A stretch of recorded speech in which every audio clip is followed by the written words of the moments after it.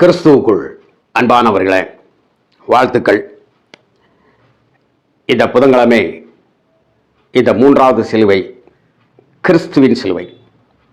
முதல் சிலுவை நம்முடைய சிலுவை, இரண்டாவது சிலுவை பலவந்தம் பண்ணப்பட்ட சிலுவை சீமோனுடைய சிலுவை, மூன்றாவது சிலுவை கிறிஸ்துவின் சிலுவை. யோவானின் சுவிசேஷம் 19ஆம் அதிகாரம், யோவானின் சுவிசேஷம் 19ஆம் அதிகாரம் 17ஆம் வசனம் இப்படி சொல்லுகிறது. அவர் அந்த இடத்தில் இயேசு தம்முடைய சிலுவையை சுமந்து கொண்டு எபிரேய பாஷையிலே கொல்கதா என்று சொல்லப்படும் கபாஸ்தலம் என்கின்ற இடத்திற்கு புறப்பட்டு போனார். 18 சொல்லுகிறது, அங்கே அவரை சிலுவையில் அறைந்தார்கள். அவரோடு கூட வேறு 2 பேரையும் 2 பக்கங்களிலும் இயேசுவை நடுவிலுமாக சிலுவையில் அறைந்தார்கள். பிரியமானவர்களே, என்னை சரியான முறையில் பாதுகாத்துக் கொள்ள கர்த்தர் ரட்சித்திருக்கிறார். அது மாற்று கருத்து கிடையாது. ஆனால் அவர் என்னிடத்தில் வந்து என் நுகத்தை ஏற்றுக்கொள்ளுங்கள் என்ற அந்த நுகம் இந்த சிலுவையை நமக்கு கொடுக்கப்பட்டிருக்கிறது. அது என் சிலுவை. இரண்டாவதாக பலவந்தம் பண்ணப்பட்ட சிலுவை. அந்த சிலுவை அந்த சீமோனுடைய குடும்பத்துக்கு ஆசீர்வாதத்தை தந்தது. நான் சுமந்த சிலுவை எனக்கு ஆசீர்வாதத்தை தருகிறது. இப்பொழுதோ இயேசு கிறிஸ்துவின் சிலுவை அவர் சுமக்க வேண்டிய அவசியம் இல்லை. ஆனால் வேதவசம் நிறைவேறத்தக்கதாக தானே அவர் எடுத்துக்கொண்ட அந்த சிலுவையானது அகில உலகத்திற்கும் அண்ட சராசரங்களுக்கும் ஏன் பரலோக தெய்வீக கூட்டத்திற்கும் மாபெரும் மகிழ்ச்சியை அது கொடுத்தது. வேதனையான ஒரு பக்கம் இருக்கிறது. அவர் வேதனைப்பட்டது, அவர் உழைத்தது, அவர் பாடுபட்டது, கஷ்டப்பட்டது எல்லாம் எனக்கும் உங்களுக்கும் ஆசீர்வாதத்தை கொண்டு வந்தது. யோவானின் சுவிசேஷம் 3:16 இப்படி சொல்லப்பட்டிருக்கும், தேவன் தம்முடைய ஒரே பேரான குமாரனை விசுவாசிக்கிறவன் எவனோ அவன் கெட்டுப்போகாமல் அவன் நித்திய ஜீவன் அடையும்படிக்கு இவ்வளவாய் உலகத்தில் அன்பு கூர்ந்தார். இவ்வளவாய் அன்பு கூர்ந்தார். இந்தா இவ்வளவு பிடிச்சிக்கோ, இந்தா இவ்வளவு பிடிச்சிக்கோ, இந்த இவ்வளவு பிடிச்சிக்கோ, இந்த இவ்வளவு வச்சுக்கோ, இந்த இவ்வளவு வச்சுக்கோ, இவ்வளவாகவா, இவ்வளவாகவா, இவ்வளவாகவா, பின்ன இவ்வளவாய் உலகத்தில் அன்பு கூர்ந்தார். இவ்வளவாய் உலகத்தில் அன்பு கூர்ந்தார். இந்த அன்பு அங்கே கடைசி வரைக்கும் நிலைச்சிருக்குது. தேவன் என் மேல் வைத்த அன்புதான் கடைசி வரைக்கும் நிலைத்திருக்கிறது. இயேசு அந்த சிலுவையை சுமக்கவில்லை என்றால் இன்றைக்கு நான் இந்த இடத்தில் உட்கார்ந்து இந்த செய்தியை உங்களுக்கு உள்நாட்டில் இருப்பவர்கள், வெளிநாட்டில் பல இடங்களில் இருக்கிறவர்களாம் கேட்டுக்கொண்டிருக்கக்கூடிய அளவிற்கு இது வந்திருக்காது. என்னையும் ஒரு மனிதனாக சரியான பாதையிலே நடத்துவதற்காக இயேசு சிலுவையை சுமந்தார். என்னை பல கேள்விகளை கேட்க வைக்கிறது. நான் அவருக்காக என்ன செய்ய வேண்டும் என்ற கேள்வி கேட்க வைக்கிறது அவர் சுமந்த சிலுவை. நிகழ்வுகள் இப்படி சொல்லுகின்றன. அரசு விடுவிக்க முயற்சி செய்கிறது ரோம சாம்ராஜ்யம்.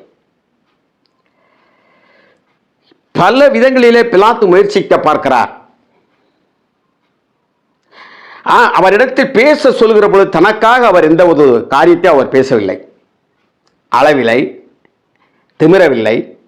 சத்தமிடாத இருக்கிற ஒரு ஆட்டை போல, மயிர்கத்தி இருக்கிறவனுக்கு முல்லா நிற்கிற போல. நன்றாக யோசித்து பாருங்கள். அப்படி ஒரு அமைதலோடு இருக்கிற பொழுது ஆர்ப்பரிப்பங்கு ஒன்று உண்டாகி கொண்டிருந்தது. என்ன தெரியுமா? இவரை சிலுவையில் அறையும், சிலுவையில் அறையும், சிலுவையில் அறையும். இந்த நல்ல மனிதனை விடுதலை செய்து உங்களிடத்தில் கொலையும் பொல்லாத காரியத்தையும் செய்து கொண்டிருந்த, உங்களை நிலை கொலையை செய்து கொண்டிருந்த அந்த திருடன் பரபாசை சிலுவையிலே அடித்து விடலாம்.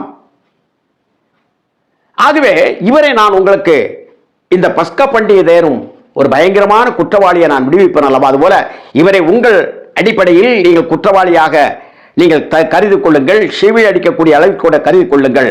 ஆனால் நான் ஒரு மனிதனை விடுவிக்க செய்கிறேன், அது இவரை நான் விடுதலை செய்து விடுகிறேன்.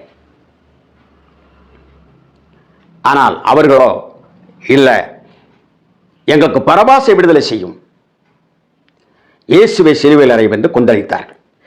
என்னுடைய சிந்தனையில் இப்படி யோசிக்கிறேன், அந்த நாட்களிலே பெரும்பாலும் இந்த நியாயாசனத்தில் உட்கார்ந்து தீர்ப்பு கூறுகிறவர்களுடைய பக்கத்தில் இந்த அடைத்து வைக்கப்பட்டிருக்கக்கூடிய ஜெயில் போன்றவற்றெல்லாம் இருக்கும் என்று ஆராய்ச்சிகள் சொல்லுகின்றன. நீதிபதிகள் இருப்பார்கள், அதிகாரிகள் இருப்பார்கள், தண்டனை வழங்குகள் இருப்பார்கள். இப்படி ஒரு குறிப்பாக இருந்து கொண்டிருக்கும்.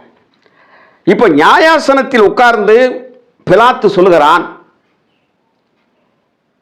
அன்றைக்கு நன்றா தெரிந்து கொள்ளுங்கள், அந்த நாளிலே பரபாஸ் சிலுவையில் அறையப்பட வேண்டும். இன்னும் கொஞ்ச நேரத்தில் பரபாசுடைய காலம் முடிக்கப்பட்டு அவன் வேதனையோடு எதிர்பார்த்து கொண்டிருந்த அந்த சிலுவையில் அவன் அறையப்படுகிற ஒரு நிகழ்வு அங்கே நடக்கிறது.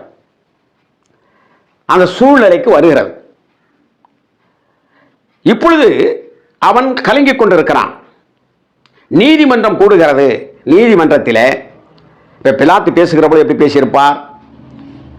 எப்பா, நான் வந்து நீங்கள்லாம் கேட்டுக்கொள்வீங்க, எவ்வளவு பெரிய குற்றம் செஞ்சாலும் கூட பஸ்கா நாளில் எங்களுக்கு ஒரு விடுதலை வேணும். இன்றைக்கும் கூட பாருங்கள், சுதந்திர நாள், அவர் பிறந்த நாள், இவர் பிறந்த நாள், காந்தி பிறந்த நாள் அப்படின்னு சொல்லி சில பேர் விடுதலை செய்கிறார்கள் அல்லவா? அதுபோல் விடுதலை என்பது எங்களுக்கு விடுதலை செய்ய வேண்டும் என்று கேட்பீர்கள் அல்லவா? அந்த அடிப்படையில் நான் பரபாசை சிலுவையில் அறையப்பட வேண்டும். இன்றைக்கு ஒரு மனிதன் நான் விடுதலை செய்வதென்றால் நீங்கள் எவ்வளவு குற்றவாளியானாலும் இயேசுவை நினைத்துக் கொள்ளுங்கள், நான் விடுதலை செய்கிறேன் என்று சொல்கிறார். இந்த இயேசுவை விடுதலை செய்கிறேன் என்று இவர் ஒருவர் தான் சொல்லுகிறார். ஆனால் ஆயிரக்கணக்கான மக்கள் நின்று கொண்டு இருக்கக்கூடியவர்கள் அந்த நீதிமன்றத்துக்கு முன்னாலே சிலுவையில் அறையும் என்று சொல்கிறார்கள். இப்போ கொஞ்சம் சற்று தூரத்தில் எதிர்நோக்கி காது கொடுத்து கேட்டுக்கொண்டிருக்கக்கூடிய இந்த பரபாசுக்கு என்ன செய்யும்? நன்றா தெரிந்து கொள்ளுங்கள், சிலுவையில் அறையும் என்கின்ற துணி கேட்கும். ஆஹா, அப்படி பேரும் ஒன்று கூட்டிட்டாங்களே சிலுவை அறைய சொல்லி அப்படின்னு நினைச்சிட்டு இருக்க போது இன்னொரு நிகழ்ச்சி நடக்கிறது.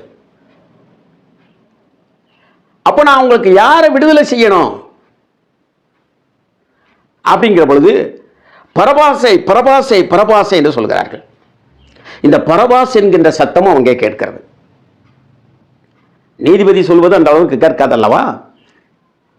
அப்ப சிலுவையில் அறையும் பரபாசிங்கிற சத்தம் தான் இங்க போய் கேட்டிருக்கும்.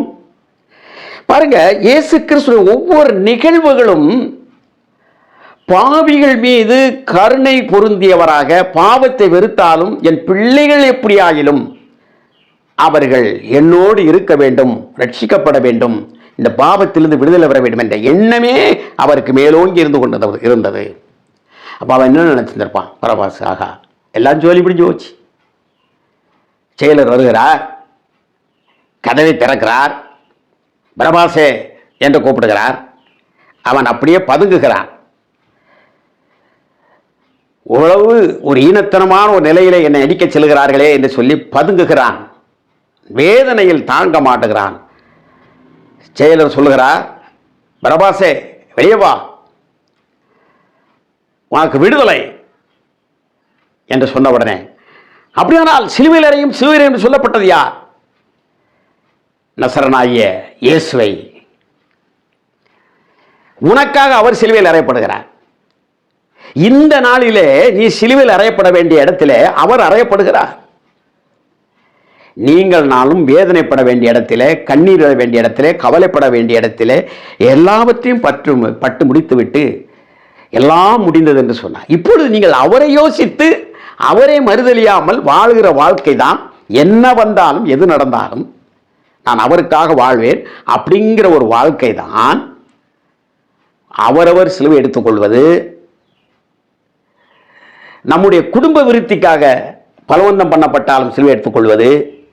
ஆனால் கிறிஸ்துவின் சிலுவையோ அவருக்காக அல்ல, உங்களுக்காகவும் எனக்காகவும் அகிலத்திற்காகவும் இவ்வளவாய் உலகத்தில் அன்பு கூர்ந்தார். கிறிஸ்துவின் சிலுவை. கர்த்தர் நம்மோடு இருப்பாராக. ஆமென்.